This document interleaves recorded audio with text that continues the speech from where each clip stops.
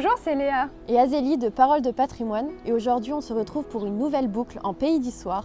On se retrouve à Périers pour aller découvrir les grottes. Alors là on se retrouve sur le circuit des grottes de Périers, des grottes troglodytes où on peut retrouver un parcours fléché. Et donc vous avez plusieurs informations historiques, vous pouvez savoir comment les habitants vivaient, sachant que la dernière habitante a quitté les lieux en 1945.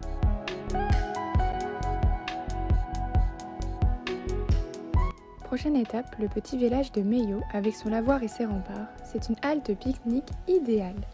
Il s'agit de la propriété des dauphins d'Auvergne jusqu'en 1387 avant d'être cédé à un homme de confiance pour le remercier. Au XVe siècle, on pouvait y trouver un château au niveau du bourg qui sera détruit au XVIIIe siècle. Mais dès la Révolution, l'intérieur des remparts sera occupé par des petites maisons vigneronnes comme on peut retrouver aujourd'hui.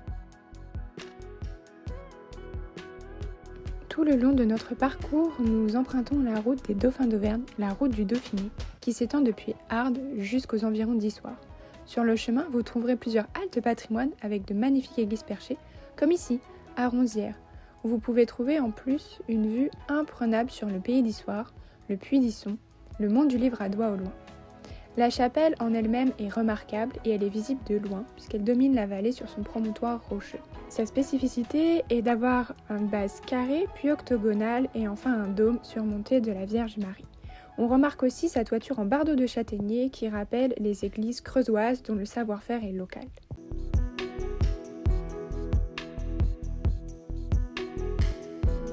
Nous arrivons à Vaudable, un petit bourg médiéval organisé autour de la place du Marchidial. Elle était la capitale du Dauphiné d'Auvergne avec son château fort perché sur la butte volcanique. Il fut détruit sur ordre de Richelieu en 1633 après avoir été délaissé par les dauphins d'Auvergne.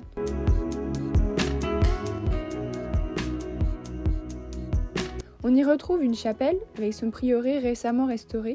Un peu plus loin, dans le hameau de Volamine, vous retrouverez l'église Sainte-Marie reconnue comme site clunisien.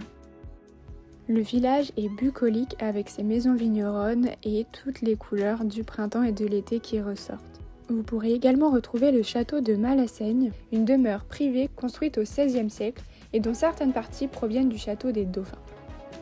Enfin, pour terminer votre journée, n'hésitez pas à gravir le Puy d'Isson pour une vue imprenable sur les alentours. Le petit plus, c'est de venir au coucher du soleil.